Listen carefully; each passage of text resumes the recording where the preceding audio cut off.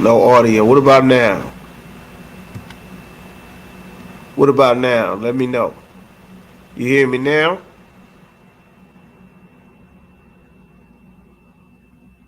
All right. Are you able to hear me? Let me check it myself. Then. Says no audio. No audio. Are you able to hear me now?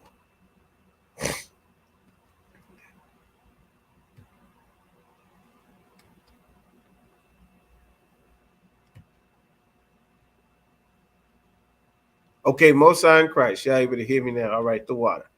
All right, so we'll go ahead there. All right, the waters just want to make sure. Of course, if you can't hear, you got a question, need something to be repeated, just say Salaka so we'll be able to get to it. All right.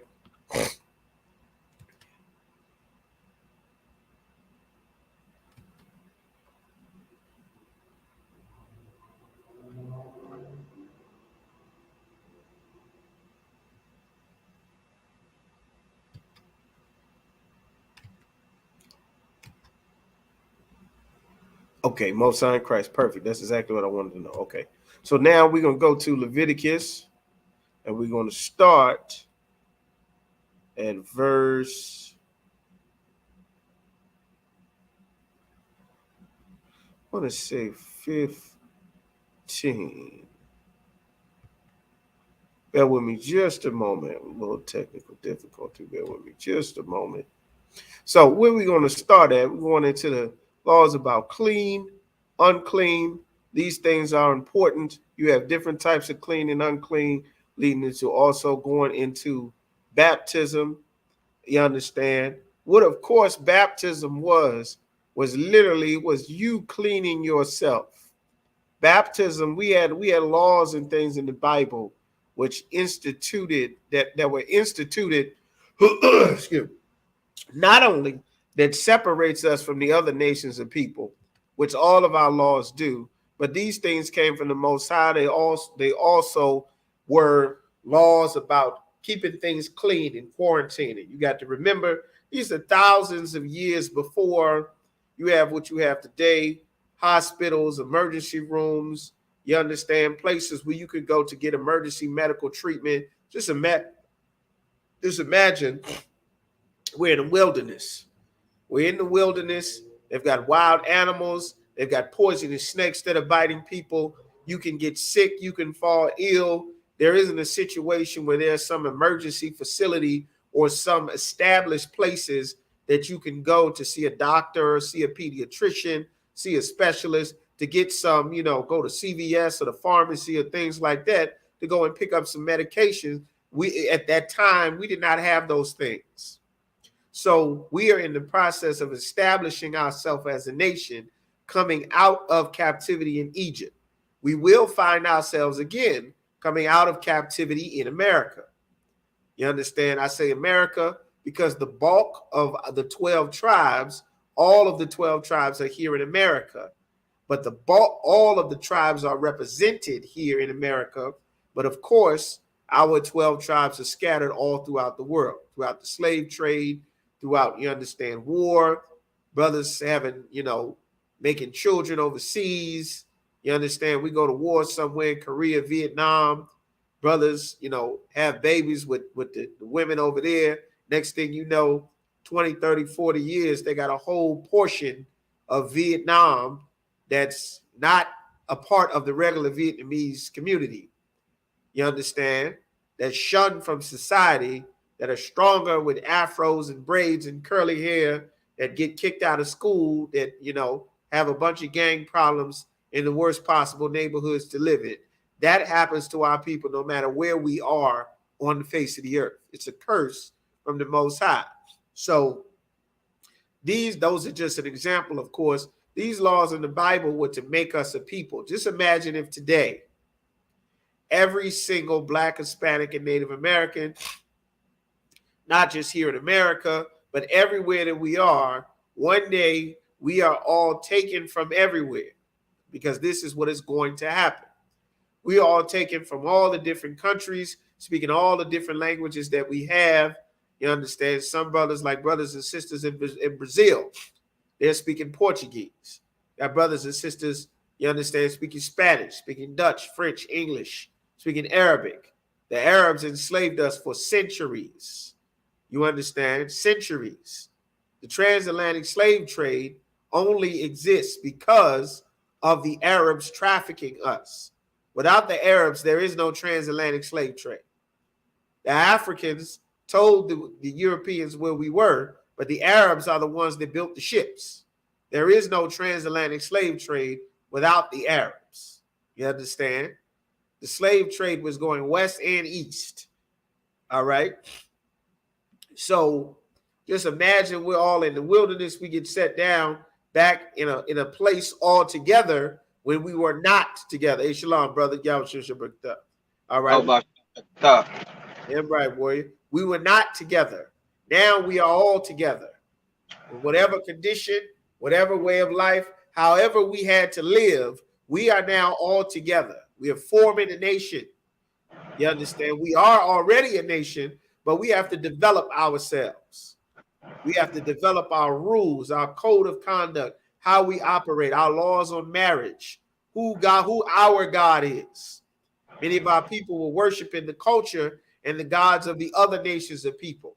You got brothers and sisters who are Muslims, who are Christians, who are Rastas, who are Hindus, all different types of beliefs, praying to all different types of God, worshiping, celebrating all different types of holidays, all different types of cultures. That is not the one culture that the Most High gave us. And these rules and laws to make us a people, like every other nation has their own culture and rules to make themselves a people. This was the Lord separating us once again from all of the other people on the planet. So now, when you have these laws here, which we go into Leviticus, the 22nd chapter, the laws of what's going on, these things are framing how our future generations are supposed to operate. All right. So now, let's see.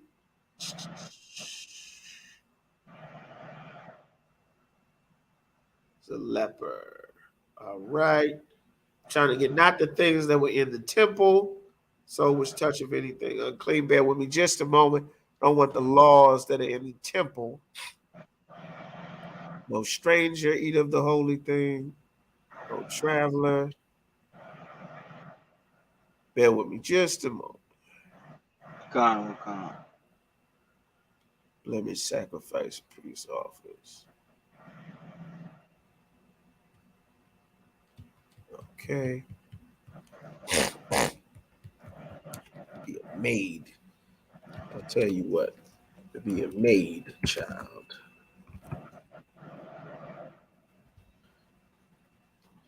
That's exactly what we're going into. Cleanness, uncleanness, baptism. Let's see. Pharaoh's daughter, bear with me just a moment. This is exactly what I'm looking for. 12. Leviticus, the 12th chapter. Salakia. It's 12. I believe we're going to start at 1. Because that's not the one that I wanted. Perfect. This is exactly what I was looking for. Leviticus chapter 12 and verse 1. This is what I want. Leviticus chapter 12, verse 1. And the Lord spake unto Moses, saying, speak unto the children of Israel. Right. The Lord giving instructions to Moses, telling Moses what to say to the children of Israel. Again, you have that hierarchical command. The children of Israel will never, ever learn anything that the Most High said. Never. The only way that they're going to hear from the Most High is if Moses tells them. That's the only way they're going to hear what the Lord wants them to do. There's going to come a time, you understand? It's possible come time in the future that the only way that people will ever hear what the Lord has to say is they're going to hear it from you. Many of you brothers out there, that's the only time that they're actually going to hear what the Lord has to say, is they're going to hear it from you. You're not going to hear it any other way. You understand? They might think they're hearing from God. They're hearing voices in their head, hearing all kind of nonsense. Think if they close their eyes enough and squeeze their hands together, that magically whatever comes into their mind means they're hearing from God. That's not true. You understand? The Lord spoke to Moses to give instructions to the children of Israel because Moses was above the children of Israel. You understand? That's a very important concept that flows throughout the Bible. And now he's going to explain this framework for how the Lord is instructing the nation. And we're going to go over and show what that actually does to the nation with these laws. So keep going from there. Kind of one time. Saying, if a woman have conceived seed, Excellent point. If a woman have conceived seed, the seed, of course, is twofold. The seed is talking about a child. That's what it's talking about. How does a woman conceive? She has sex with a man. She conceives because a man puts seed, his seed, that is alive and swimming inside of his testes. He puts his seed inside of a woman. Now she has conceived his seed. All right? Very important what the definitions of words mean. The only reason and the only way that the Christian church is able to scam our people, and we put such great emphasis and focus on the Christian church because the number one enemy to Christ was the religious leaders. The number one enemy to stop our people from turning back and serving the Most High is the Christian church. It is the reason why our people believe that they don't have to obey the Most High, why they believe that it's okay to molest children and sell drugs and commit murders and have sex with other brothers' women, and that God is still on their side, and have women preachers and homosexuals be empowered by their praise and worship dances and their choirs. It is the only reason that our people believe that that is acceptable and that that is somehow connected to God is because of the Christian church. It is the reason our people believe slavery should be left in the past. Our oppressors should not have to pay. What happened in the past doesn't matter unless it is for our oppressor.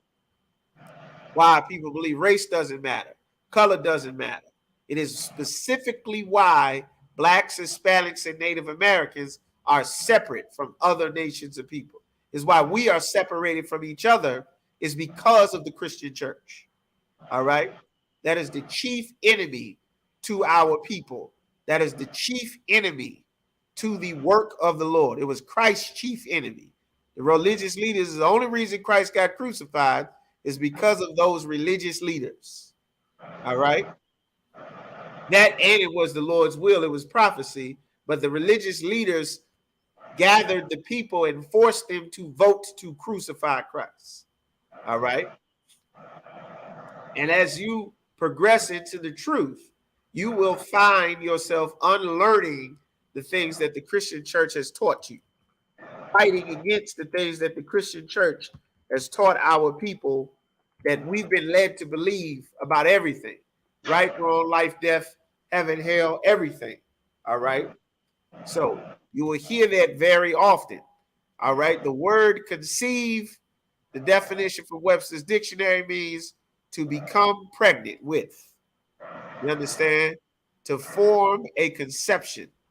To become pregnant with, to have a conception. That is why the Christian church teaches this concept of immaculate conception. All right? The immaculate conception, for those of you that don't know, is talking about how Mary had an immaculate conception to give birth to Christ that did not come from sex with Joseph. Because in the Christian church's mind and what they teach, sex with a man and a woman is not holy. It's not immaculate. It's not godly. It's not pure.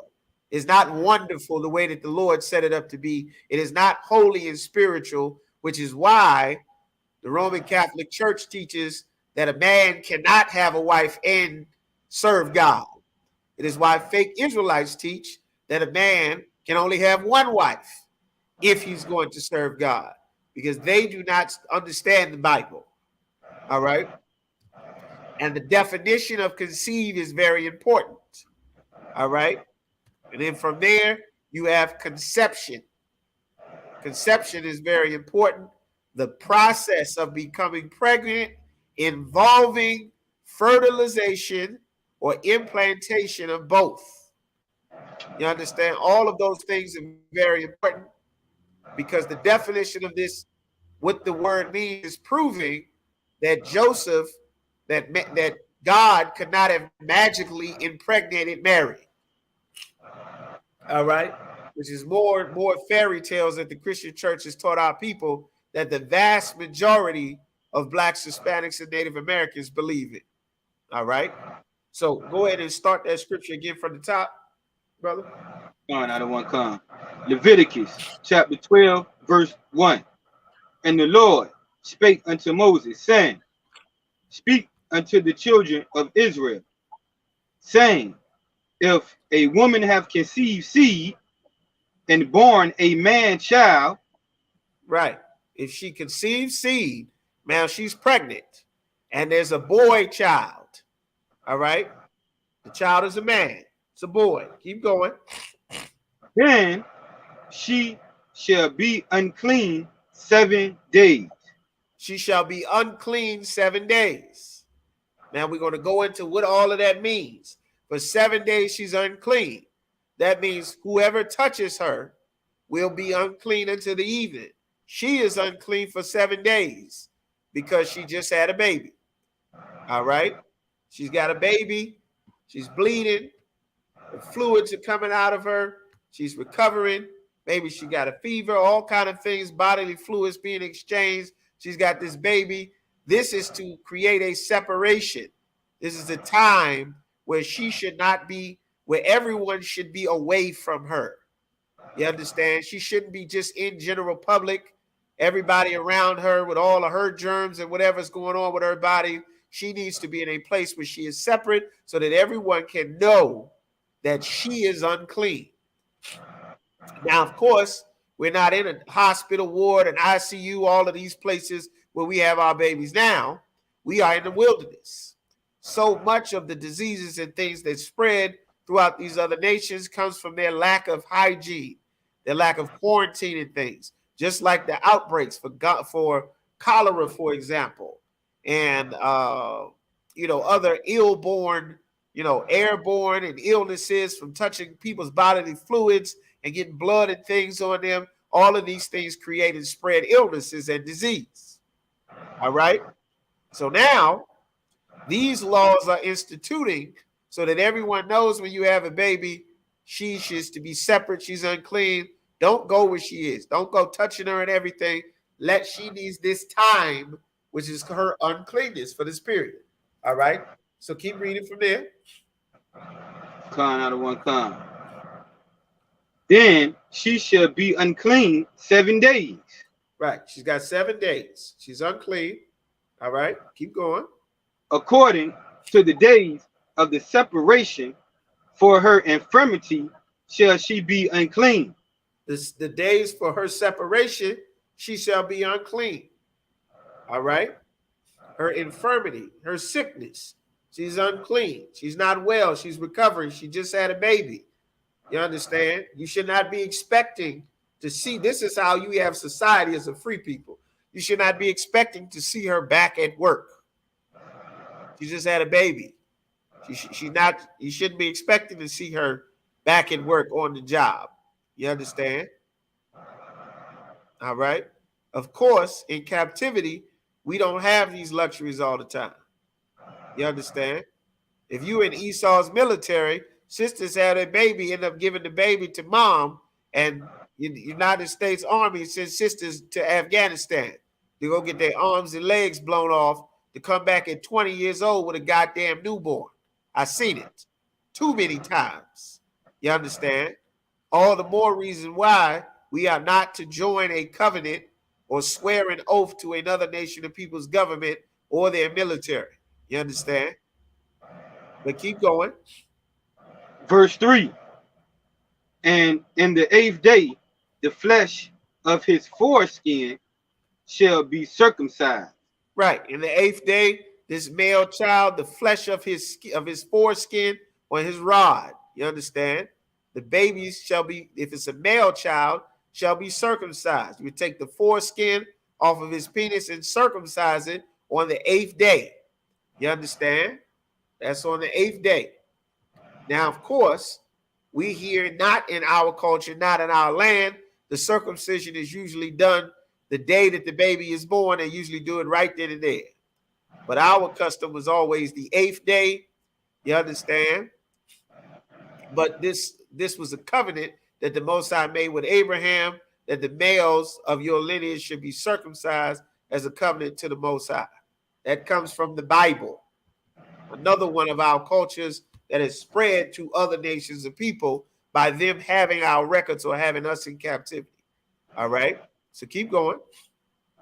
Verse 4, and she shall then continue in the blood of her purifying 33 days. Right. She's unclean for those 8 days. Then she's going to, you understand, she conceives seed. She's unclean for 7 days. So she's still unclean. You understand? She's got a bleeding, the body's resetting. She's still unclean, but on the 8th day, that male son gets circumcised. All right? Now, it's saying she's continuing because she had a male child 3 and 30 days. All right? Keep going. She shall touch no hallowed thing. Nothing that is holy she's supposed to touch. All the more while you are bleeding. You understand? You have a monthly cycle, you're on a baby, you are unclean regardless for a certain period of time if you are a woman after you have a child. If you are on your monthly cycle, or what's known in the Bible as your flower, you are unclean for a certain period of time. You are not allowed to touch any hallowed thing. You are not allowed to come amongst the gathering or the congregation. You understand? The school, the high holy days, the places where the people are gathered together, you are not allowed to be there if you are unclean. That's why we have these laws, clean and unclean. That's why we're going over them. All right? So keep going. Nor come into the sanctuary. The sanctuary, where the people, the body of the people are gathered. That sanctuary is not what the Christian church teaches is a sanctuary. That's not what that is. You understand? We were in caves running from our enemies a good percentage of the Bible. We were living underneath the streets of the city before someone snitched on us in Rome, running from the Greeks in the caves during the time of the Maccabees. You understand? So the sanctuary is not one specific place.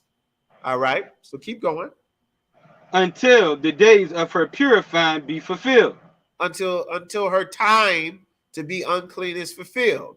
So if you got a male child, you are unclean those 33 days, and then you have the initial 7 days. So what is that? You got about 40 days. You unclean, you got a male child, you're unclean. So everyone that touches you or whatever you touch is unclean until the evening. Everyone that touches you is unclean until the evening. Once her time for that purifying is over, she is clean. Whatever she touches is clean. Then she is no longer have to be separated. All right? So keep going. Verse 5. But if she bear a maid child. A maid child is a woman. If she has a little girl. That's why it calls it a maid child. Maid, so old English, old Quaker English for a woman or a girl. All right? Keep going. Then she shall be unclean 2 weeks. If she has a maid child, she is unclean double the amount of time if she has a boy. Keep going. As in her separation. All right. And she shall continue in the blood of her purifying 66 days. Right. 60. A score is 20. So 60 is 20 times 6. 20 times 6 is 60. And 6 days. So she has 66 days of being unclean if she has a girl. So lock it. All right. 66 days if she has a girl. It is longer for a girl than it is for a boy. It's a longer time. All right. This is something very important. There's a river that flows throughout the Bible. All right. Men and women are not equal. Things are not the same for a man as they are for a woman. Not as babies, not as adults, in no way at all are they equal. Equality is not biblical. The concept of equality is a fictitious thing. It's not real anywhere. All right. And God in the Bible wants us to unlearn this concept of equality that the Christian church has taught our people. You understand? So keep going. And when the days of her purifying are fulfilled, for a son or for a daughter, Right. she shall bring a lamb of the first year for a burnt offering. Right. In those days, after you were purified, after she finished her time for the separation for a boy or for a girl, she would then bring a lamb for a burnt offering. The burnt offering, of course, would go to the priest, which is why she can't come anywhere where the sacrifices are going to be, where the classes are going to be, where the teachers are going to be, where the temple is, where the school is, where the congregation of brothers and sisters will be gathered. You understand? She can't come in there because she has this issue of her infirmity. She is unclean. All right. Not only does that keep the Lord created these laws about clean and unclean. So not only does that keep the Lord's laws and keep this place holy and sanctified. All right. But it also creates an understanding between the people that this is a time for purification where she is to be separated, where everyone is not supposed to be around her. You understand, she should not be expected to just go out and rejoin into society as though nothing has happened.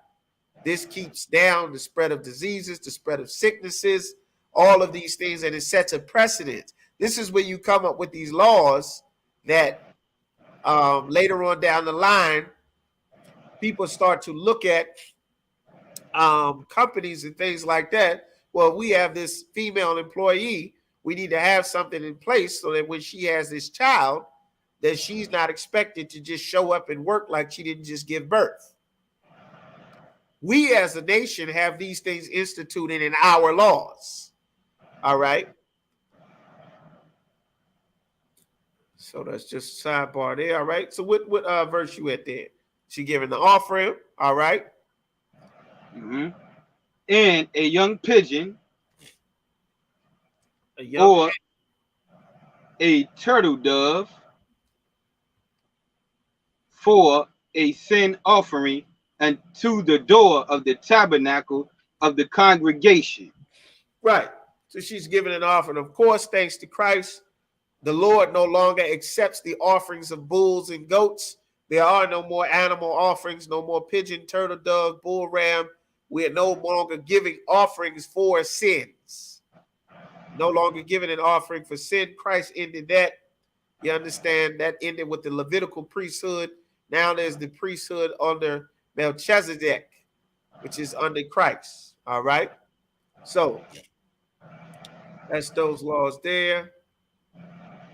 All right. Now, where we want to go, bear with me just a moment. So, Lockie, just a moment there. All right. Now, we want to go to wash self in water.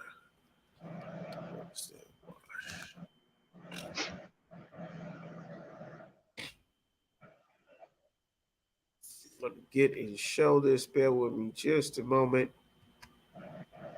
So, Lockie washes, clothes in water, numbers.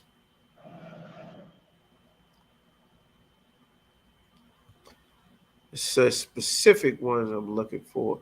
Should be the 19th. Go to Numbers chapter 19.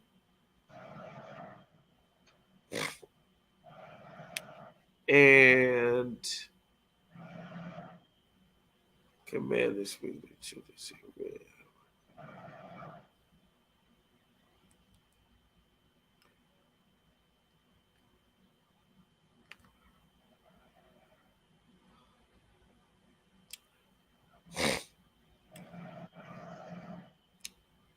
Okay, that's what I want. That's what I want. Perfect. Perfect. Exactly what I want. Go to Leviticus. I mean, so like right where you are, Numbers chapter 19, and then verse 7. Con out of one con. Numbers chapter 19, verse 7. Then the priest shall wash his clothes. Right. You're talking about what's going on here. We have places that are sick, places that are infectious. You understand? We got laws in the Bible. There's mold in the house. There's someone in a house or a place where they have sickness. That's why hospitals now, they have ICU wards. They got critical care wards. They got the AIDS wing. They got cancer wings. They got different sections for different specialized illnesses. And they got people that might have to go in a suit. You might have to go in scrubs. You might have to wear gloves and a mask, depending on what section and what's going on medically with the people. Of course, in the wilderness, we didn't have any of those. The priest in the Bible did so much more than work in the temple. All right. The priest was literally like the core and the backbone of the nation. The priests are doing site inspections. The priests are doing mold inspections. The priests are doing medical things. The priests are making sacrifices and offerings. The priests are teaching. The priests are doing so many things that's contained in the Bible. The Bible literally has our identity in the Bible. Everything about our life, our culture, how we function on a day-to-day basis is important to know and understand these things. You understand? Because we could end up back doing these things again. Like the Bible is not just, singing and dancing and don't eat pork, don't eat shrimp, don't eat crabs. There's a lot of important things and knowledge and wisdom about how to run a society, a nation, a family, a city, a community, a neighborhood. All of these things are contained in the laws, statutes, and commandments in the Bible. These are a lot of instructions that the Lord gave to us. All right. So just let me know if y'all follow me. All right. So keep reading, brother. The water. All right. Well, go ahead. And he shall bathe his flesh in water. Right. Wash your clothes. Bathe your flesh in water. Wash yourself. Wash your clothes. This is a foreign concept to the heathen. The heathen are not known for washing and bathing all the time. That is an Israelite concept. Wash your clothes. Wash yourself. You understand? The heathen, a lot of the heathens are not even smart enough to set up their villages near water. You understand? That's what baptism is. Baptism is you washing yourself. That's it. There was nothing special about dipping you in water and now this means you serve God. It was about cleaning yourself. It was ceremonial. You understand? As a part of the laws in the Bible, you were to wash and bathe yourself regularly. You understand? If somebody is sick, wash and bathe yourself. Who knows why this is saying that? Why is the Lord saying and implementing these things in the Bible? Why would this matter? Who knows why? Who want to give it a shot?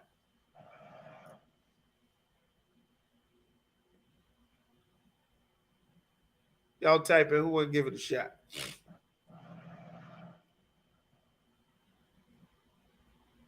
What about you, young man? Can you give it a shot? Give it a shot. You first crack. You here? Go ahead. I know a priest always supposed to, well, not just a priest, but being in the nation period, always supposed to, bathe regularly and wash our clothes and things of that nature, to keep down a lot of filth and sickness and dirt, and just you want to smell good, just take care of your personal hygiene, a way of presenting yourself. Exactly. And the other nations of people don't have laws. where everyone is washing and bathing and keeping their own personal hygiene. Keep the sickness down as a nation. That's correct. That is exactly correct. It is in our laws, just like not eating pork, just like not eating crab and shrimp, not being clean causes diseases. Exactly. It is in our laws to be a clean people. When the oppressor came from Europe, the white man came from Spain, came from England, came from Europe, they were filthy. They were free, but they did not wash. They didn't bathe. They were sick. They didn't have health and hygiene. They bought smallpox. They took dumps in their drinking water. They threw feces. You ever heard the term a pot to piss in and a window to throw it out of? Anybody ever heard that term before? But that is literally what they did in Europe. They would piss and defecate in pots. Like not a toilet, they would defecate. Take a dump in a pot and then go to their window and throw it out into the streets. And then they would come with herds of pigs to eat the feces that they dropped in the street. All of the trash, all of the feces that they would throw in the streets, someone would come with herds of pigs to eat all the feces, all the dirt, and that was their process of being clean. They didn't wash and bathe regularly. They didn't wash their clothes regularly. They didn't do these things, and they spread diseases. When they got to the New World, they called the Native Americans savages, but the place was absolutely clean. And it wasn't full of sicknesses. It wasn't full of diseases. The water was clean. The lakes were clean. The skies were clean. The land was clean. Everything was clean. They absolutely destroyed it because they are a filthy people. We are not filthy. We got laws to not be like the Egyptians, not be like the other nations of people that were around us. And as they developed from having us in captivity, then they learned, oh, we should wash every day. Maybe if we bathed and washed our clothes, when grandma gets sick, maybe everybody won't die if we start taking baths. Maybe we should put her in a separate place until she gets better, rather than let her be sick in this house and we all just sit here and let her sneeze and bleed on us and then we all die. You understand? Like that's what's in the Bible. You understand? So keep going. Come. And afterward he shall come into the camp. Right. After you wash, bathe your clothes, wash yourself, then you come into the camp. Keep going. And the priest shall be unclean until the even. And until the even, until the sun goes down, if you are unclean, whatever you touch, you are unclean until the even. You wash yourself. Once the sun goes down, then you are clean. Then you can come back around, come into the sanctuary, the hollow place, the gathering of the people. Then you can come back around. And what this does is not only does it teach us hygiene, but it makes us as a nation a clean people. It makes us as a nation the people who are not getting sick while everyone else is getting sick. Because we're always cleaning. We're always washing our clothes. You understand? And then we develop a reputation for being the people that's the flyest, the cleanest. We smell the best. That's why the Lord liked that frankincense and myrrh. That frankincense and myrrh is a smell. The Lord loves that smell. The Lord wants the temple to smell like burning meat, grilled steak, grilled lamb. Like the Lord loves that smell. Why do you think people love a barbecue so much? A cookout. As soon as the weather changes, what people doing? They out on the grill. They flipping burgers. They grilling steaks. They grilling corn. Guess what was going on in the temple, Hebrew? What was going on in the temple, young man Kenny? What was going on in the temple? They were cooking it up, Adawan. They were cooking it up, you know. Damn eating right. good. In the Feast of First Fruits, you had to bring a sheaf of your first fruits of the crops of your corn. And what happened to that corn, that parched corn that got brought into the temple? What happened to that corn? Same thing happens to that corn when you bring it to the cookout. They put that corn on the grill. They put the lamb on the grill. They put the leg quarters on the grill. You see, she's offering a turtle dove, a young pigeon, a lamb, a heifer, goats. You understand? The Lord liked that smell. The temple smelled like frankincense and myrrh and a steakhouse. You understand? Like that's our culture. You understand? Damn vegans talk about, see, God said we ain't supposed to eat meat. That's a damn lie. The only thing that God has commandments that must be eaten is meat. We got a commandment to eat lamb during the Passover. The priest got orders from the Most High to eat all the offerings that get sacrificed all throughout the day. Those is orders from the Lord. What do you think was going on? You killed 1,000-pound cow. What do you think happened to that cow? You understand? Like this is our actual culture. You understand? So the water. So keep going.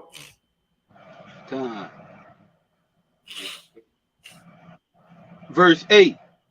And he that burneth her shall wash his clothes in water. So like it said, he that burneth her shall wash his clothes in water. Go ahead. And bathe his flesh in water. And wash his clothes in water, bathe his flesh in water. Why does he keep saying wash this, bathe, wash, bathe? All right. He keeps saying those things over and over again. All right. Keep going. And shall be unclean until the even. Right. Until the even. All right. Give me verse 11. Verse 11. He that toucheth the dead body of any man shall be unclean 7 days. If you touch a dead body, you are unclean 7 days. Don't touch a dead body. You are unclean 7 days if you touch a dead body. All right. Keep going. Verse 12. He shall purify himself with it on the 3rd day. Right. And on the 7th day he shall be clean. Right. He shall be clean. The 7th day you shall be clean. What is the process? How do you get clean? You wash yourself. Wash those clothes. Wash whatever that dead body touched. You understand? Separate it. Bag it. Wash it. Separate it. Once the sun goes down, whatever is unclean is now clean. But if you touch a dead body, you are unclean 7 days. Each day the sun goes down, you are still unclean. And the 7th day the sun goes down, you are now clean if you have touched a dead body. You understand? So keep going. But if he purify not himself the 3rd day, then the 7th day he shall not be clean.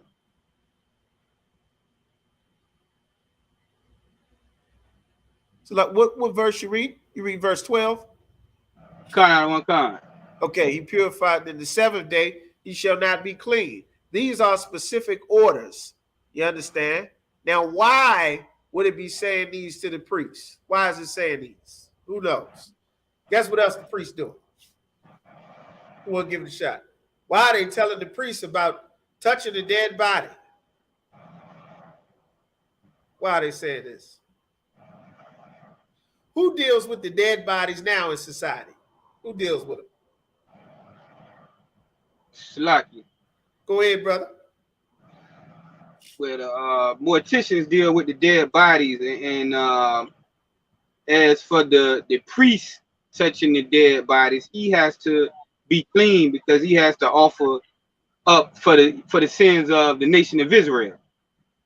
The priest, that he does have to offer up for the nation of Israel. You're right. And the mortician does deal with the dead bodies. That's damn right. Damn right, Trooper Yagadar. You got it right. The mortician. We in the wilderness, brother. Young man Kelly, who's the mortician? 5 million of us in the wilderness, brother. Ricky just dropped dead. Who's the mortician? The priest. Yes, the priest. In addition to the priest teaching and doing the Sabbath service and doing the offering and checking for mold and dealing with the issues of the people, the priest is also dealing with the dead. The priest is also dealing with the body, dealing the offerings for the dead.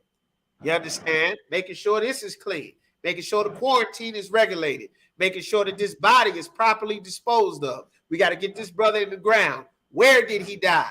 We got to deal with that. How did he die? Did he have a heart attack or did someone bust his head open? The priest is doing so much more. All of these things is what an actual man of God is.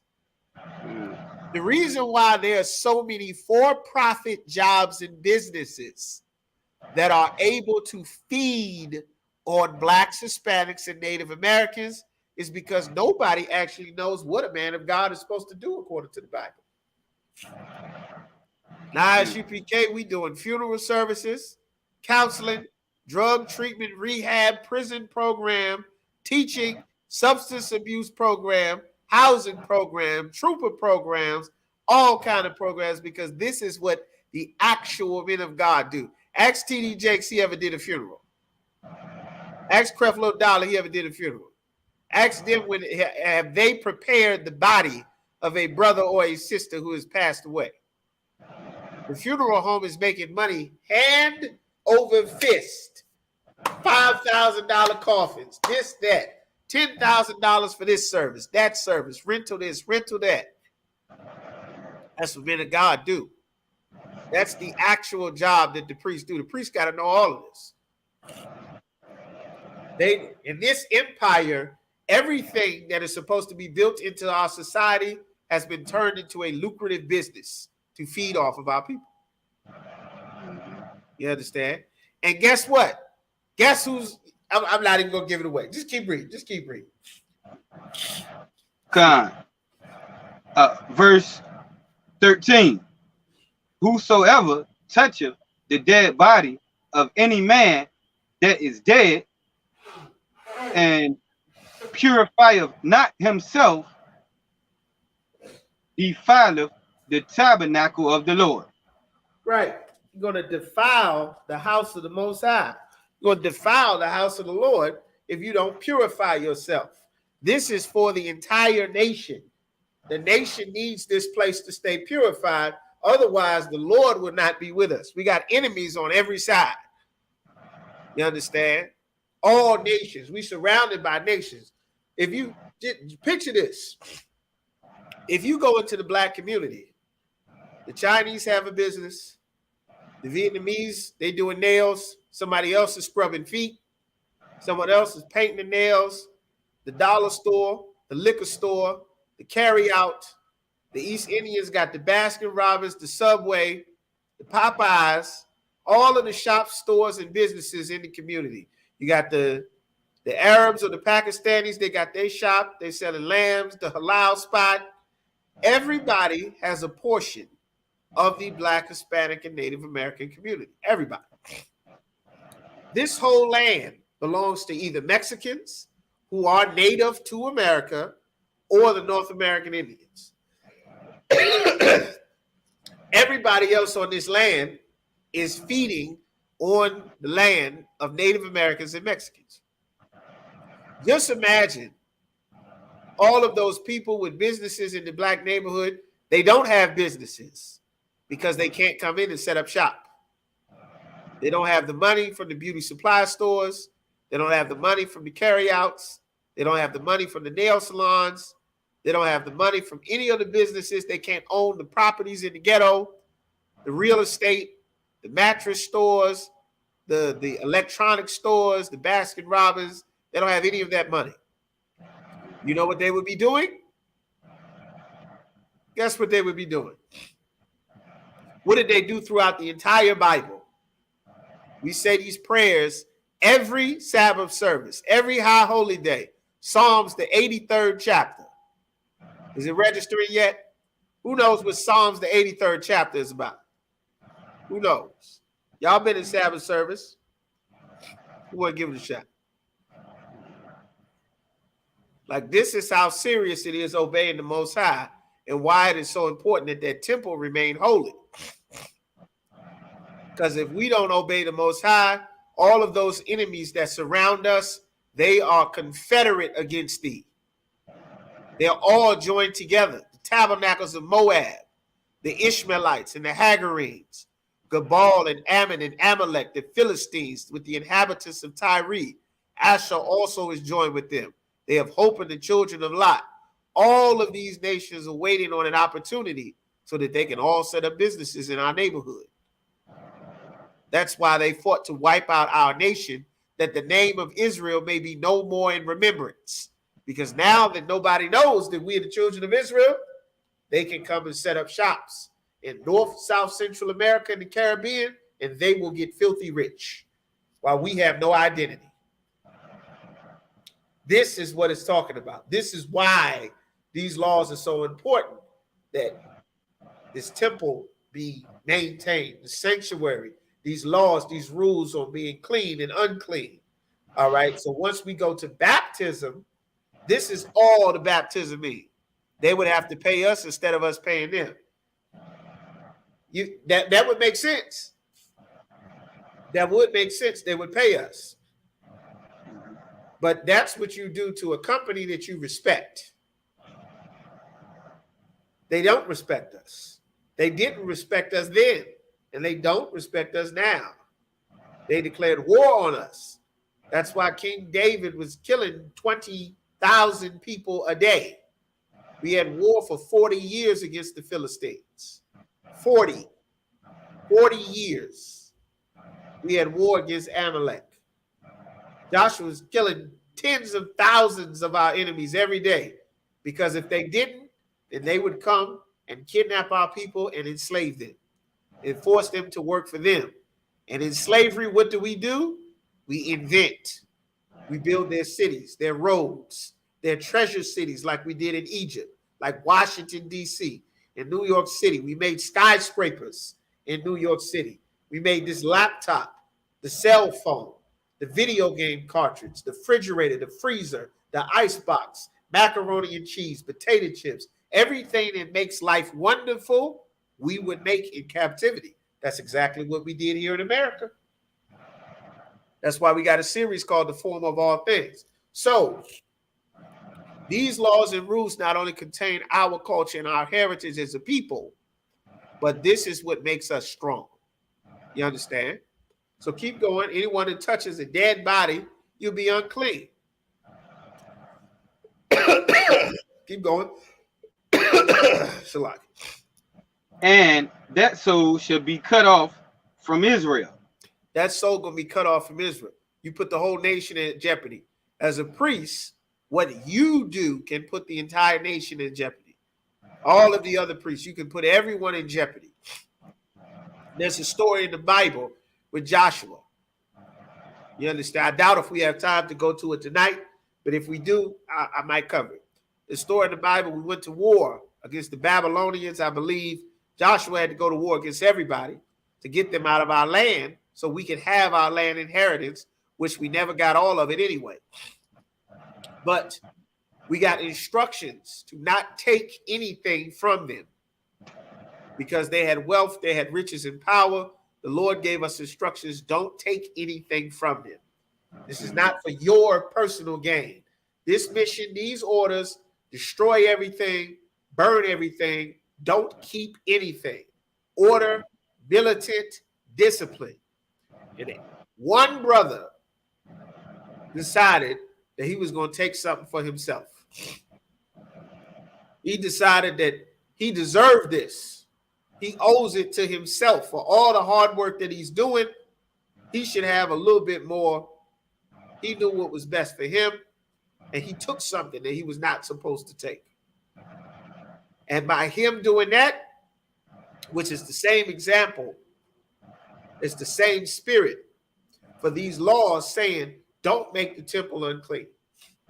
Don't risk the rest of the priesthood, the rest of the nation, the rest of your brothers, the rest of your people for your own personal come up, something that orders have been given not to do.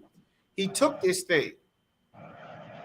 And when he took it, the ongoing war that we were in, for the first time in years of fighting our enemies, we had never lost a man. We all went to war. We all came back. Tens of thousands of them died every battle. Not a single one of us died. Well, this brother decided to take something for himself to get him some personal salvation. And then the next war, brothers started dying left and right. The next battle. And then, of course, everybody wondering what's wrong. We're not supposed to be the ones dying. The enemy's supposed to be dying. The whole morale is broken. The unit is running. Nobody's supposed to be able to touch us. Now we dying. Something is wrong. Joshua had to go and investigate to find out why this happened. Because the Lord told Joshua, no man could stand before you. The Lord told Joshua, there's sin in the camp. We did the investigation, found out a brother took something that he hid, an idol from the other nations, one of the people we were at war with. Ended up costing a lot of brothers their lives and their families for his own personal gain. Of course, as a matter of fact, this is such a very good story that we might go here now just to deal with it. That's a very, very important story. Stories like that are all over the Bible to teach to not be selfish, to not be a Christian. You understand? Very important stories of Joshua. Let me get that. Sit in the camp. Bear with me just a moment. What verse you read, young man Kenny? I believe I was in Numbers 19, verse 13. 19:13. The water. Let's see. Stay where you are.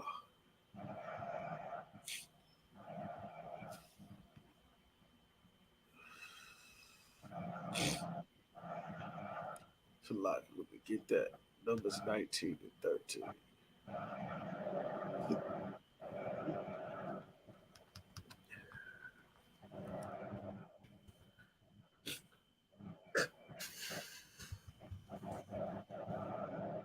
That was just a moment.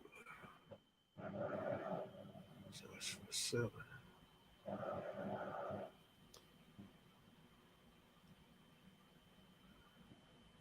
I think Joshua chapter 7. Bear with me just a moment. Hold where you at. Go to Joshua, the 7th chapter.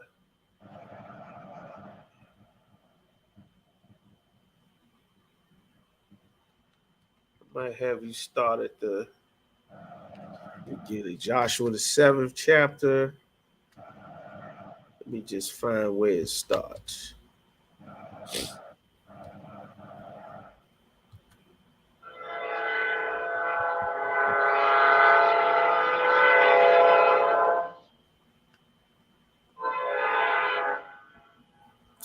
Right. Joshua 7. Yeah. As a matter of fact, it's right here, Joshua chapter. It's probably in Joshua chapter 6, probably at the end of 6. Chapter 6. I'm gonna find it in just a second. Bear with me just a moment. Joshua chapter 6.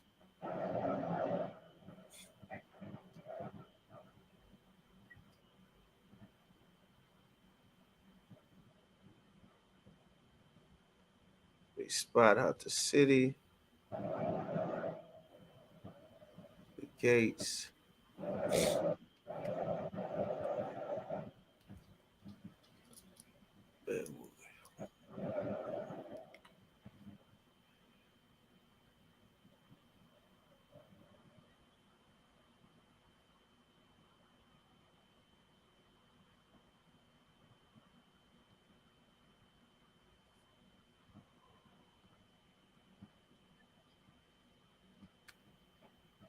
Because this happens several times.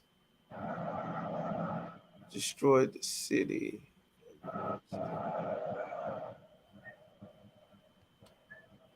walls of Jericho.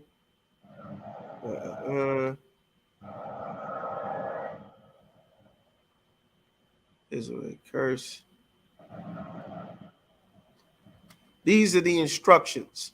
This is why the disciplining things are so very important, because this could be the difference between life and death, not for yourselves. And this is a very important lesson. It's a very spiritual lesson that we cannot learn outside of this body. That many brothers failed to get these things. They would have to pay instead of us paying. That's right. Okay. Go to Joshua chapter 6 and verse 17. Con, one con. All right. Joshua chapter 6. You got it, brother. Chapter 6, verse 17. And the city shall be accursed, even it, and all that are therein. Everything in this city. Now, of course, we had war. We get ready to take this land. It said the city is going to be accursed. Everything in this city. Nothing in this city is good. Keep going. To the Lord. Right. Only Rahab the harlot shall live. Only thing supposed to live from this city is Rahab. All right. Rahab was a prostitute. That's what a harlot is.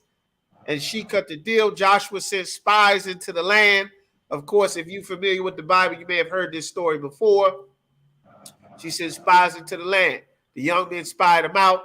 She saw them. They hid on the rooftop of her house while the men in the city were walking around. Said, what are you here for? Just to catch you up on speed on this story. She tells them what the deal is. He say, listen, you hide us here, then you'll live. But everybody else in this city, we're finna run through this thing. Gonna step on everything in this city. Joshua sent the two young boys to check it out. They're gonna come back and give a report. That city is done for. Rahab makes the deal, says, all right, I'm gonna hide you here.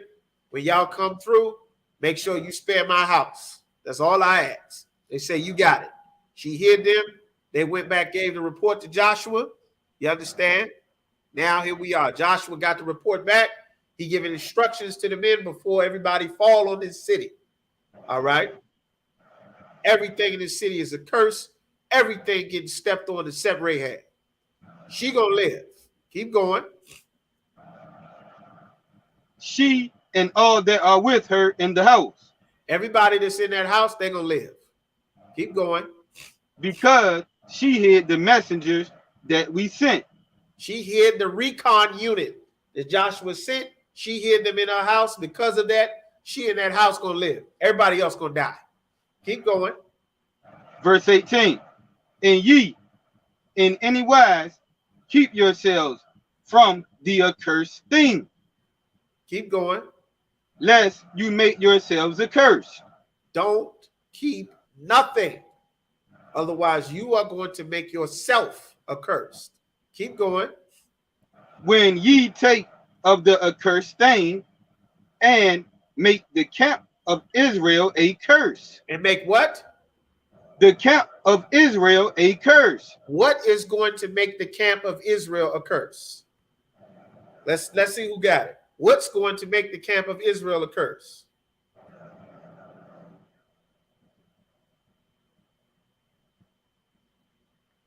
Y'all type in real quick. Y'all answer. Give me a second. I'm step away for a moment. What's going to make the camp of Israel a curse?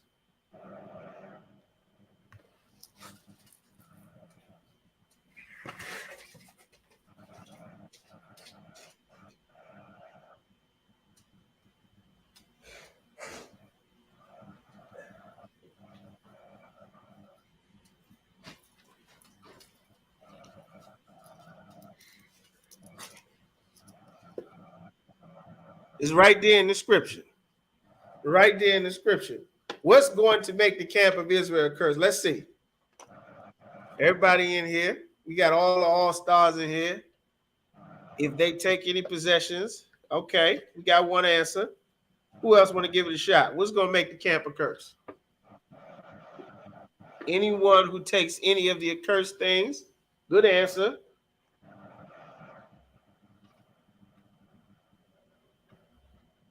All right. Of their possessions. Good answer. That's right. What's going to make the camp of Israel a curse?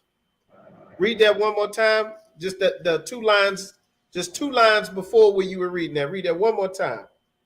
Well, Khan, before. I don't want Khan. Would you like for me to start at the top of verse 18?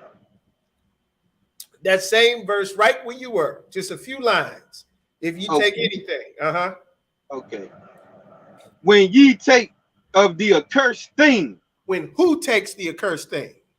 When ye take of the accursed thing. He's talking to everybody, but when you take the accursed thing, you do it. Not everybody. Everybody didn't do this. When you take the accursed thing, keep going. And make the camp of Israel a curse. Damn. You mean to tell me that if I do something, everybody cursed? Why can't, if you do something, I'm going to be cursed? Why I can't just have my personal salvation like I was promised? Long as I got Jesus, I don't need nobody else. Not my God, not my Jesus. I'll pray about it. Read that one more time. What the Lord say? When ye take of the accursed thing and make the camp of Israel a curse. You taking something that's accursed cause the curse to come on all of us. You bring drugs in, you turn our neighborhood into a dope zone. You start stealing cars, you tell all the car thieves this is where you want to go to steal cars. Everybody who's ever known where cars got stolen, all the car thieves know where to come and steal cars from. How do they know? Because that's where the car's getting stolen. Anybody coming to sell dope, how do they know where to sell the dope? Because that's where the other dope dealers are. How do they know where all the traffic is going to follow? The Bible says a curse will not come without a cause. If you do this, everyone is going to suffer because of you. The spirit behind this is to make sure that every brother is thinking of his brother. You understand? That's the spirit all throughout the Bible. The reason why you are unclean and you are staying away is because you're unclean, and you being unclean could cause your brother to suffer. You understand? If you are sick, you should be separated, because all of us could end up suffering because you were not considerate that this could also hurt your brother. This could also hurt your sister. This could hurt my people. If I go robbing, what is this going to do to my people? If I go kidnapping, what is this going to do to my people? And this is a lesson that the Lord has been trying to teach us as a nation, literally since the beginning of recorded time in history. The Lord has been trying to get us to learn this lesson. Keep going. God. And trouble it. Trouble is going to come. Some brother who didn't do anything wrong, he is going to get trouble from God. He's going to get trouble from the Lord, not because of something he did, because of something you did. You understand? Keep going. Verse 19. But all the silver and gold and vessels of brass and iron are consecrated unto the Lord. All the brass, all the metals, the silver, the gold, all of those things belong to the Lord. We're going to take that, melt that down. That's going to be for the service of the Most High. Everything else that they got, you like their robes, you like the way they look, they dress, they ornaments, they trinkets. Don't take none of their stuff. Nothing. It doesn't matter. Before you see what it looks like, before you find out how much it's worth, before you find out if you got a plug on the other side of town, you might be able to sell it somewhere else. You can push it on Amazon. Before you figure any of that out, any instructions, don't take none of their stuff. None of it. You're going to put all of the brothers' lives in danger if you do. This is the level of discipline that the Lord has been trying to instill in our people. This level, so that every brother is so tight with his brother, not by his feelings, not by his emotions, not because it's a holiday, not because it's the Christmas spirit, not because of Father's Day, Mother's Day, Valentine's Day, some holiday, Thanksgiving, Halloween, not because you got the spirit of the season, because your principles that you live by are the same principles that your brother lives by. And the most important things in his life is his brothers. More important than his wife, than his wives, more important than his children, than his own life, and his money. When Christ picked up his disciples, Christ took his disciples from their family business. Andrew and Peter, I believe they were fishermen. They were on the boat with their father and the employees at this family fishing company that they worked at. That's why he told them, cast the net on the other side. They professional fishermen. They know where to cast that net. They don't need no help fishing. This is their job, their business. Christ told them, put the net on the other side. They got more fish than they could keep. He said, if you follow me, I'll make you fishers of men. They knew this was the Christ. They walked out their job, rode with him, left dad in the boat with the workers and went to follow Christ and never looked back. You understand? Like, that's a spirit that's flowing through the Bible. Now think of all the amazing works. How many thousands of years? It's 2023. From the calendar, this is 2023 AD, which means after the death of Christ. It has been 2023 years, roughly. Because the white man, he didn't know about calendars.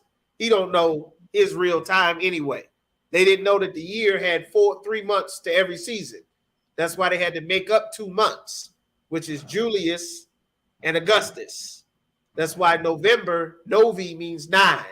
Deci means 10. Octo means 8. But October is the 8th month. December is the 12th month. November is the 11th month. They didn't know how long the year was. That's why they had to make up 2 months after 2 seasons. They didn't know. They're cavemen. But anyway, it's been thousands of years, and people to this day are still talking about Peter, Paul, Luke, John, Matthew. And you understand? Because they decided to follow Christ, serve the Most High that day. See what I'm saying? And now they are legendary forever. They didn't think so at the time, but they are now. See what I'm saying? All right. So he's telling them, he's giving them specific instructions. All right. Now, skip me down to verse 21. Verse 21. And they utterly destroyed all that was in the city. Right. They destroyed everything. Everything in that city, they destroyed it. Keep going. Both man and woman. Man and woman. Everybody in that city, everybody died. Keep going. Young and old. Young and old. Keep going. And ox. Uh-huh. And sheep. And ass. Yep, the donkey, the ox, the sheep. How did they die? Keep going. With the edge of the sword. With the what? With the edge of the sword. They got instructions. They went in that city and killed everyone in that city manually with a sword. Keep going. Verse 22.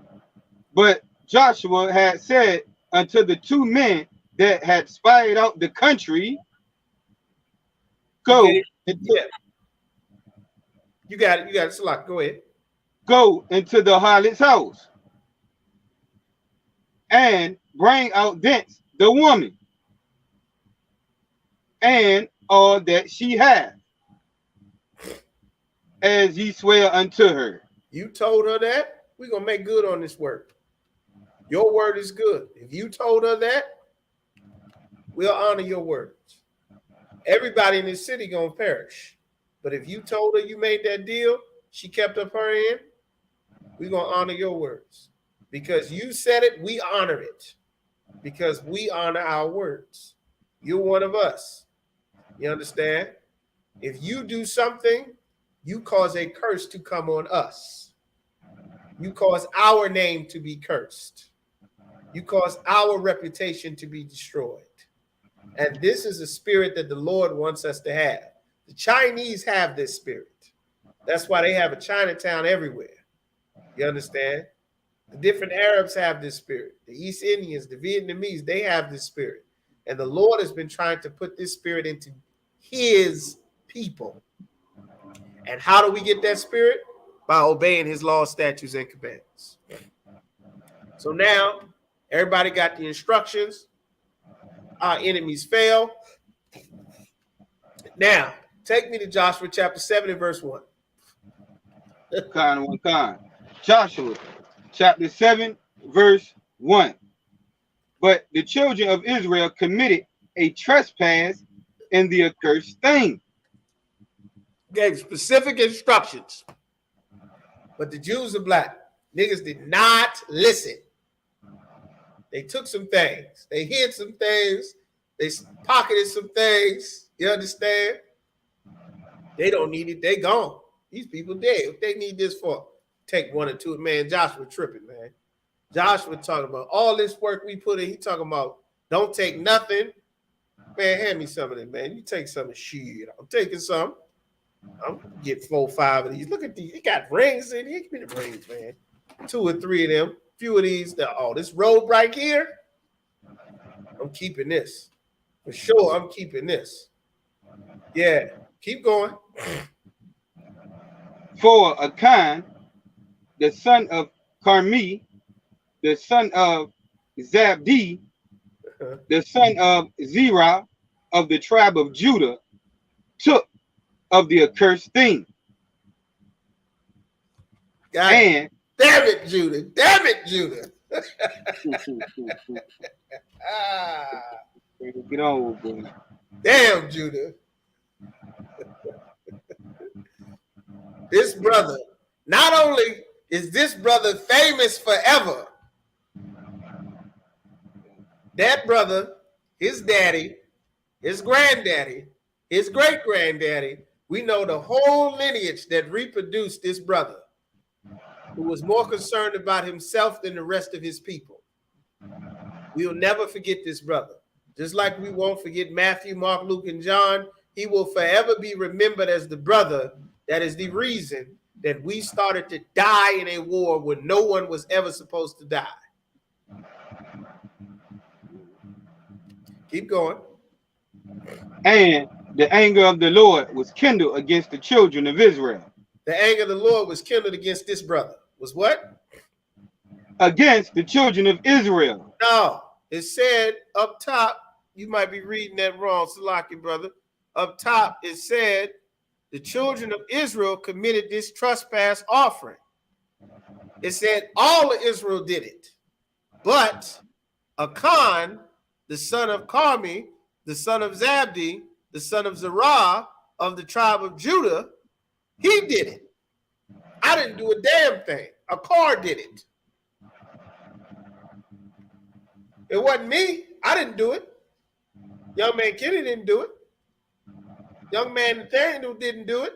Yagadar didn't do it. Batazar Quara didn't do it. That nigga Akri did it. He did it. I don't even know him. He did it. Well, guess what? What did the Lord say? Read from there. Read that last line you just read one more time.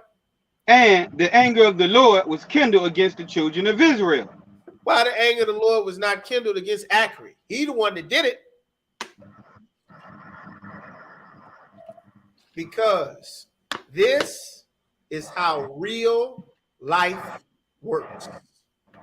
What you do will cause a curse on your people. This individual nonsense I'm my own man. I'm my own woman. YOLO. You only live once. You do you. I'ma do me. I got a personal relationship with God. Long as I got my Jesus. That's silly, selfish, arrogant Christian nonsense. That's what he did. He just took it for himself, even though we got specific instructions that none of us could have it. But he decided to take something. Very important lesson. That's a demon. He didn't think it was that big a deal. But the Lord's anger was kindled against who? Read the last part one more time. Was kindled against the children of Israel. That's why we don't let everybody in here. Everybody can't come be in the ISUPK. When a brother or sister comes into the school, they're off limits for 6 months. They're to be saluted only. They're here to learn and shed themselves of the world. There's a process. The scriptures say, be not hasty to credit a man or a woman. Be hasty to credit anybody. Because once you're in here, you are held to a level of accountability and responsibility for what you do. Because unlike being in the world, someone is responsible for you in here. You can't abort your babies in here because we don't abort babies. You can't be a murderer in here because we don't murder. You can't beat the hell out of your wife in here because we don't beat our wives. You can't have sex with sisters and throw them away. You can't smoke weed or sell drugs because we don't smoke weed or sell drugs. Sister, you cannot leave your husband. If he's in the world, you can't leave him. If he's in the truth, you cannot leave him. You cannot leave your wife, brother. Even if you get another one, a better one, 5 better ones. If she did not have sex with another man, that is still your woman. Now, she block your number, say, I hate you, I never want to talk to you, move. You don't ever get to hear from her again. What the hell can you do? But you cannot break and violate God's rules because you breaking and violating God's rules causes the curse to come on what? Read that last part one more time. And the anger of the Lord was kindled against the children of Israel. As a nation of people, God's anger is kindled against us. That's why we get killed in grocery stores. That's why we get killed at birthday parties. That's why our babies get killed in elementary school. That's why we go to learn about God in church and get molested by the pastor. God's anger is kindled. To kindle means to burn hot and strong. God's anger is burning hot and strong against us as a people. It's burning so hot and strong that babies who are not even born are being executed while they're still in their stomach's womb, in their mother's stomach. That's the anger of the Lord burning against us because our people decided to do accursed things that we were never permitted to do. Our leaders said it was okay. And that we followed the leaders. And we've been living the consequence of not following who the Lord put in charge for thousands of years. They didn't obey Joshua. One brother. Let's see what happened because of what this one brother did. Skip down. Let's see. The anger of the Lord was kindled against the children of Israel because there's one brother. He took something. Nobody else did it. Just one brother. The Lord said, the children of Israel have sinned against me. You understand? Because all of those things are important. Now let's go. All right. Give me verse 3. Skip me down to verse 3. Joshua chapter 7 verse 3. And they returned to Joshua and said unto him, let not all the people go up. Don't let everybody go up there. Keep going. But let about 2,000 or 3,000 men go up and smite Ai. Don't let everybody go up. We don't need everybody. Just send, just a few. 2,000 or 3,000. We don't need the whole platoon, the whole army. We don't need that. Just send 2,000, 3,000. We'll run through them, no problem. We done ran through more with less. They light work because they're used to the Lord being with us. Keep going. and make not all the people to labor thee there. Don't let everybody have to put in all this work. It's unnecessary. Send a couple thousand. They're going to step on everybody. We're going to keep going just like we've been doing. Keep going. For they are but few. It ain't but a few of them. Keep going. Verse 4. So there went up thee there of the people about 3,000 men. Mm-hmm. And they fled before the men of Ai. They did what? Fled before the men of Ai. I thought it was just a few of them. They did what? Fled before the men of Ai. All right. They fled before the men of Ai. Give me verse 5. Verse 5. And the men of Ai smote of them about 36 men. 36 brothers. We have been fighting wars against our enemies. And then one day, we don't lose a single man for God knows how long. Then we go to battle, 36 brothers drop dead. This is what is supposed to happen in the minds of our people. Keep going. For they chased them from before the gate, even unto. Yeah, you got it. Keep going. Okay. Salakia. For they chased them from before the gate, even unto Shebarim. Right. They chased and smote them in the going down. They running away. They went up to the gates of the city. They chasing them down, gunning them down, shooting them in the back. They running for their lives. Our brothers is terrified. Terrified. 36 brothers died. Now, 36 dying, you got a few thousand. By Esau's standards, that's not a bad thing. But we are not supposed to lose any men at all. None. That's what the Lord promised Joshua. And that's how it had been until this one brother did this one thing that everybody got orders not to do.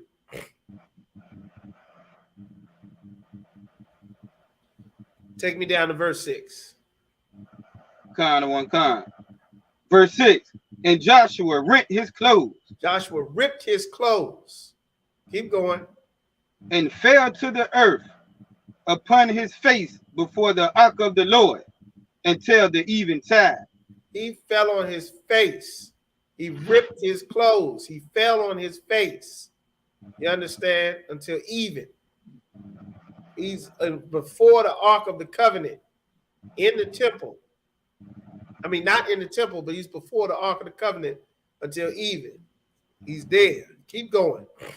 He and the elders of Israel, and put dust upon their heads. They put dust upon their heads.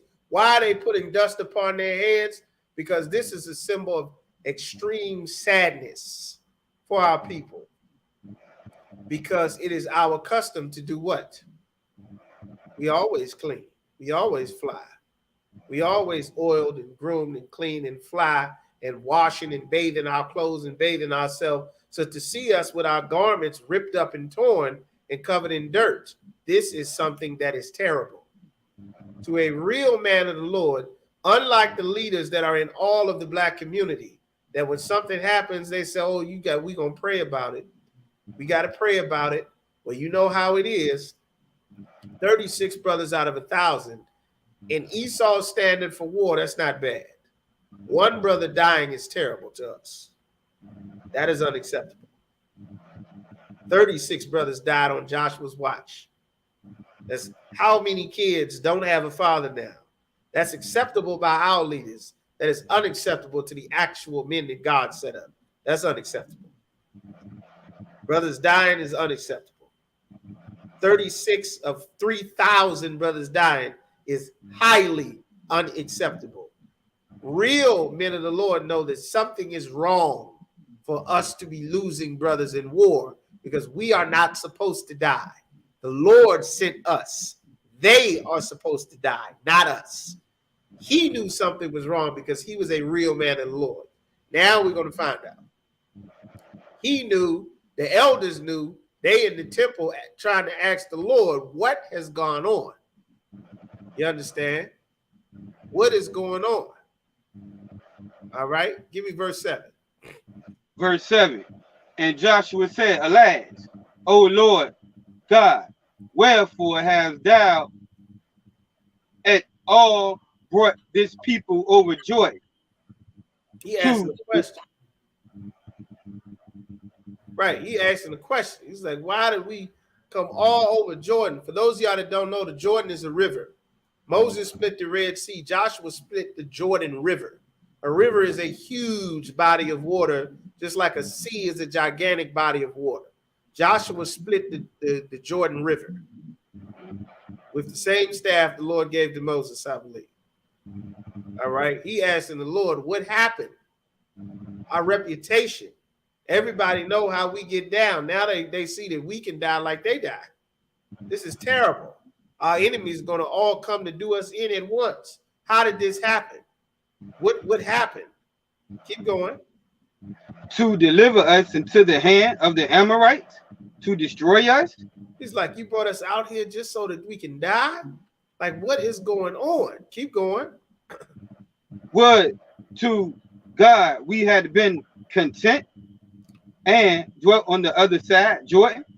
He said we would have been content and just stayed on the other side of the Jordan River. This mission is to clear out the rest of the nations that live on our land. They living on our land. And now the Lord is sending Joshua to not take them off of our land. God wants these people extinct.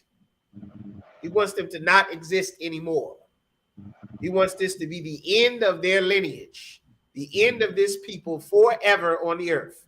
No more of their men, no more of their women, no more of their children, their gods, their society, their temple. No trace of this people on the earth, as though they have never existed. Apart from the records in this Bible, you won't find anything about the Amorites. Because Joshua, David, King David, they did their job to make these people not exist, because this was the orders that God had given. Just like he said, don't take anything from them. Keep going. Verse 8. O Lord, what shall I say when Israel turneth their backs before their enemies? Israel is supposed to be known for standing up to their enemies. Our enemies are supposed to run from us, not us run from them. You understand? All right. Give me verse 11. Skip down. Verse 11. Israel have sinned, and they have also transgressed my covenant, which I commanded them. Dang. Israel sinned and broke the covenant. Keep going. For they have even taken of the accursed thing, and have also stolen, and this symbol also. And they have put it even among their own stuff. This is the Lord telling them exactly what happened. They hid things of their own stuff. They broke some stuff down so they could keep it for themselves. Verse 12. Therefore, the children of Israel could not stand before their enemies. This is why people can't stand before our enemies, because we have accursed things. We got Christian crosses. We got that Muslim kufi and the Muslim man dress on. We praying to Allah. We praying to the white image of Jesus Christ, which is Caesar Borgia. We praying to Haile Selassie. We smoking weed and growing dreadlocks, shaving our face, getting shape-ups. We praying and worshiping the flag. You rise for that national anthem, singing that Pledge of Allegiance. That's making an oath to another nation. America, that flag is a god that our people worship. They kill for that flag. They burn down, they attack and storm the Capitol for the worship of that American flag. You understand? Colin Kaepernick took a knee. The whole earth came up against him because that is a god, an idol that is being worshipped. You understand? The Lord said, don't do it. He said, why? Now, he said the children of Israel took it. Who took it? That one brother. What did the Lord say? The children of Israel did this. Everybody took that charge. Because guess what happens, black man? When you go steal a car, the police are going to look for who stole the car. and they're going to get a description. And what is that description going to say? Black man. And if they don't catch you, guess what they're going to do, black man? They're going to go find other black men. And they're going to put them in that little interrogation room. And whoever believes that the police are their friend, whoever they can scare enough, whoever they can sit in there and sweat out, they'll confess to a crime that you did. And they'll go to jail for it. They'll do time for it. And that is how our oppressor's justice system works. Even though they didn't do it, out of fear, they'll do it. You understand? Like other people can be punished for your actions. Your children, your mother, your father, your brothers and sisters can very much be punished for what you do or don't do. This is an important lesson for our people to think as a nation and not just as individuals, which is how Christianity has taught us to think. All right, so keep reading. Keep going, Brother Kishar. Okay. But turn their backs before their enemies. Right. They're running away. We're not supposed to be the people running away. They're supposed to be running away.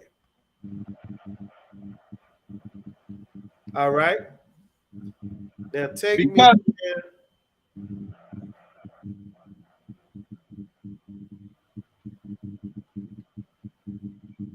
So, like, what verse are you at?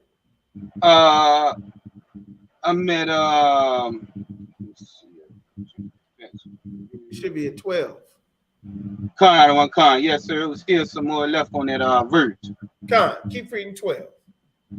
Con. But turn their backs before their enemies, because they were accursed.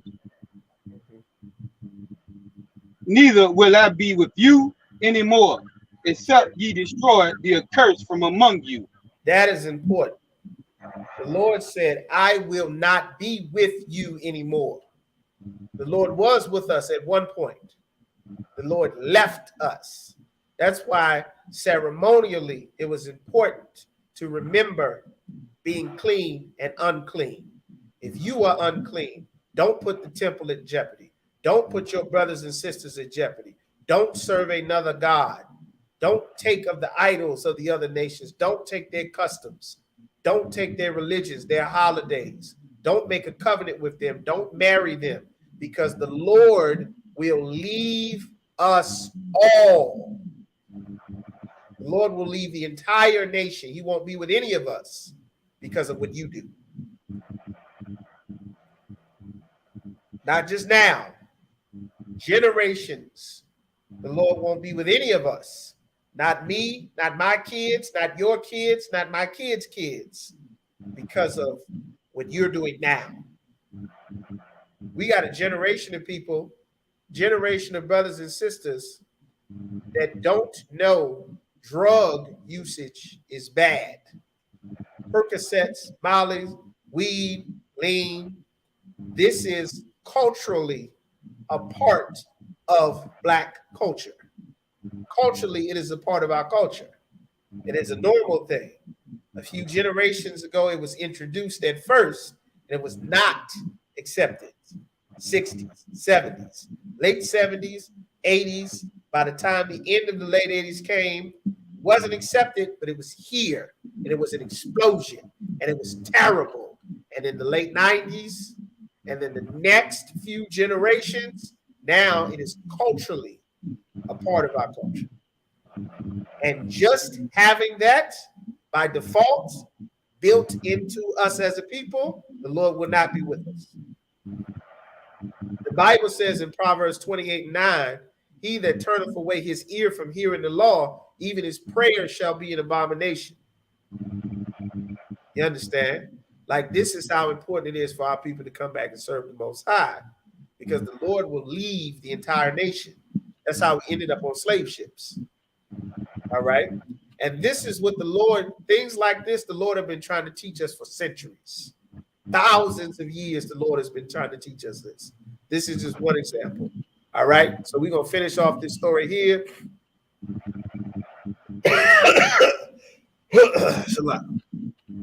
Let me just skip down. Give me the verse. Take the verse 15. Con.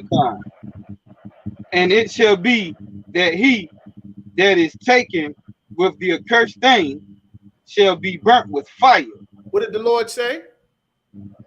Shall be burnt with fire. Yeah. He's supposed to be burned up with fire. Keep going. He and all that he has. Everything that he has. Keep going. Because he have transgressed the covenant of the Lord. Keep going. And because he have wrought folly in Israel. He did what?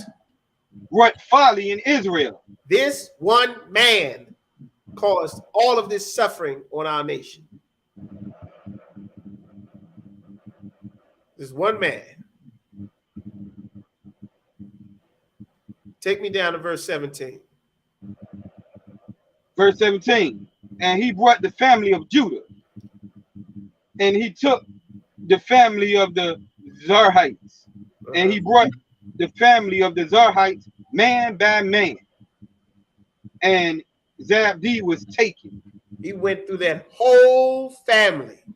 Every man in that family. Ricky, Johnny, Jimmy, Tommy, Timmy, Javier, Jose, Anthony. He went through that whole family until he got Zabdi. Keep going. Verse 18. And he brought his household man by man. And Achan, the son of Carmi, the son of Zabdi, the son of Zerah, of the tribe of Judah, was taken. He did a thorough investigation, man by man. You understand? This is why it's very important to be in control of that household. Very important. Keep going. Verse 19. And Joshua said unto Achan, my son, give, I pray thee, glory to the Lord God of Israel, and make confession unto him. Keep going. And tell me now what thou hast done. Had it not for me. This is an interrogation. He coming to talk to this brother. How does he know? He went man by man, family by family. Keep going. Verse 20. And Achan answered Joshua and said, indeed, I have sinned against the Lord God of Israel. And thus have I done. I did it, man. I did it. I have sinned against the Lord God of Israel. Salakia. I did it. Keep going. Verse 21. When I saw among the spoils a goodly Babylonish garment. It was a garment of Babylon. It was wonderful. It was beautiful. He saw it. It looked wonderful. And that look wonderful of that garment, it looked more wonderful to him than obeying the commandment of the Most High. That he already knew. This is a trained man of war. This is a killer. This is a soldier in the armies of Israel. Trained. They rolling city to city, countryside to countryside, dispatching thousands of our enemies. People that would just as soon kill and eat us. The Lord sent them to clear out our land so that the future generations of our people can have the inheritance that the Lord intended for us. And we not end up growing in the ghettos and the slums, being put in our oppressors' prisons or his school to prison pipeline, working on his dead-end jobs while they bleed us dry. You understand? Keep going. And 200 shekels of silver. And a wedge of gold of 50 shekels weight. Then I coveted them. All right. And took them. I coveted them. I desired to take something that I did not have the right to take. I desired it, and then I took them. Keep going. And behold, they are hid in the earth in the midst of my tent, and the silver under it. They are buried in my tent. I took it, I hid it, they buried in my tent. He saw his opportunity to come up. And the Lord said, don't do it in advance. He did it anyway. Keep going. Verse 22. So Joshua sent messengers, and they ran unto the tent, and behold, it was hid in his tent, and the silver under it. Everything he said was hid in that tent. His brother risked all of that. 36 brothers lost their lives because of what he did. When he did that, he didn't intend on 36 brothers dying. He didn't intend on that happening. He just saw this was his opportunity to come up. And you know why he did this? Because he took the orders that he was given lightly. That's why it's very important to follow orders. Being able to take orders, follow orders. That's an important part of a brother coming into the truth. To follow God's commandments, his laws. This could be the difference between us going to war for 100 years and never losing a single brother in a war, or we have unspotted record until we get to the city of Ai, where this one brother stole to make a come up for himself. Even though he knew better, he took something for himself. Now brothers start dying.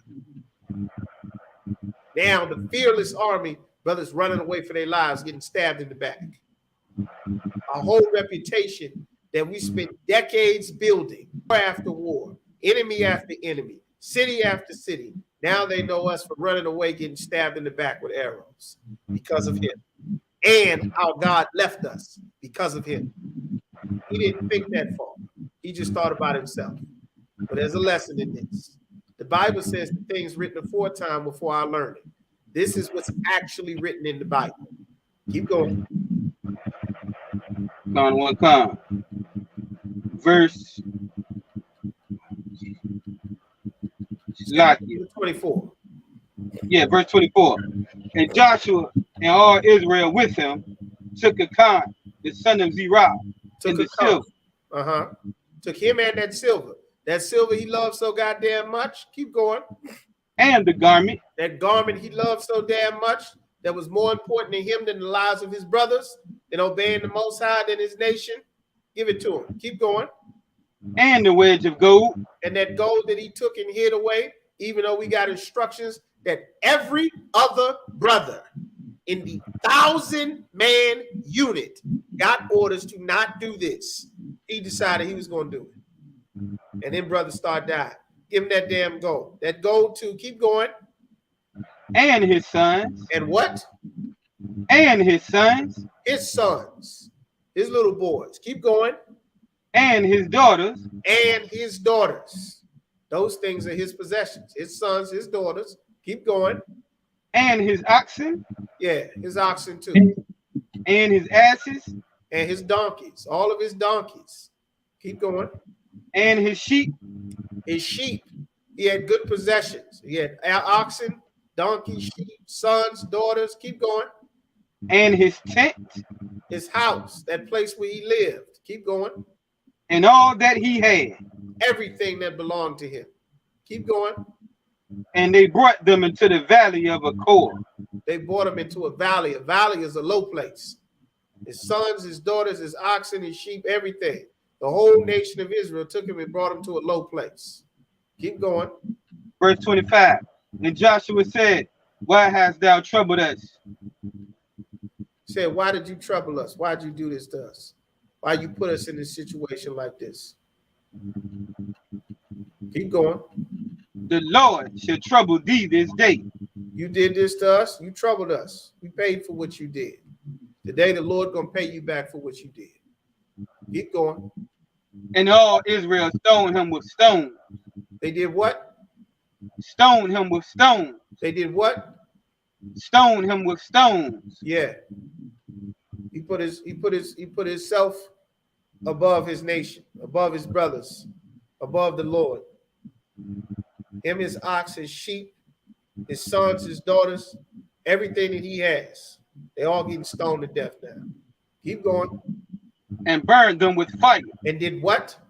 And burned them with fire. Yeah, all of them. Everybody got burned up because of what he did. Keep going. After they had stoned them with stones. After getting stoned to death, then they got set on fire. So everybody should learn, don't do what he did. Don't put your sons and your daughters' lives in jeopardy, because there are 36 brothers who also have sons and daughters that don't have a father anymore. They got wives too. Those wives are now widows raising those kids by themselves so that you can come up. so that you can slang your dope, you can get your perks, you can do what's best for you so that you can survive. I understand, brother. We don't live so that individuals can survive. We are a nation. So that everyone can understand that you coming up personally, if it is at the expense of the nation, you are not allowed to do that. This society has put us in the mindset. Christianity has told us that was acceptable. That is unacceptable. He died, his family died, everyone got burned up. Everything that belonged to him was burned up. There was no more trace of this brother except these records here in this Bible. Keep going. And they raised over him a great heap of stones until this day. And they covered him up with stones, buried him to this day. Keep going. So the Lord turned from his fierceness of his anger. And that's what the Lord required. The Lord turned from the fierceness of his anger. See, while they're singing and dancing and beating tambourines in church, they don't actually teach you about the God of the Bible. This is what the God of the Bible required. Like, this is the actual spirit of the Lord. The spirit of the Lord is not that singing and dancing they teach you in church. This was the spirit that Christ actually had. Christ came to die for the sins of brothers like this, because the Lord left the entire nation because of what this one brother did. You understand? Christ came to give this brother and all the rest of the nation a chance to come back and serve the Most High again. You understand? Keep going. Now the Lord is no longer angry. The Lord will be with us again. Keep going. Wherefore the name of that place was called the Valley of Achor until this day. Yeah, that valley is named after him. But they had to stone him and his family and burn everything that he owned so that the Lord could turn back and serve us and protect us again. You understand? That's just a short lesson that this was the spirit that was behind why we're reading the laws on clean and unclean. Don't put the temple at jeopardy. Don't put your brothers and sisters in jeopardy by disobeying the Most High. Like, this is a spirit that the Lord has been trying to cultivate into our people, even way back in the Old Testament. This is what Christ was explaining to them. This is why Christ was explaining to the Sadducees and Pharisees. He came to give our people something we did not deserve, which was mercy, which was a grace period, a time for us to change our lives, to change the way that we think, to change the way that we operate, so that now we can live his life that he would have been living if he had not died for the lives that we were living, so that we could stop. That's what it's talking about. We're going to have to pick up where we go on from next week because we over the time.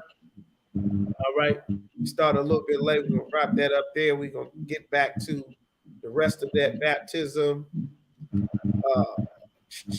Finish there next week. All right. Most sign Christ there. So we're going to wrap that up there. Just up here. Bear with me just a moment. Just a moment here. Here we go. Right. All right, most sign Christ, but just a moment. All right. The water's just up here. All right. With that, medium. We'll do ISUPK security announcements. ISUPK security announcements. Right here, we're going to read these off. We're the ISUPK. Start out at 1 West 125th Street in Harlem, New York. We're not affiliated with any other Israelite group. Rule for brother and sister. When a brother and sister comes into the school, they're off limits for 6 months. They're to be saluted only. They're here to learn and share themselves with the world. All right. If a brother or sister has after this 6 month period, if a brother or sister has a particular interest in any brother or sister, they're to get counsel from the head to speak to a brother or sister. All right. If it's approved, there's another 6 month period in which the brother and sister will court each other. After this 6 month period, the brother and sister will get permission from the head to Mary. Tithes, which is a commandment. Numbers chapter 18, verse 21.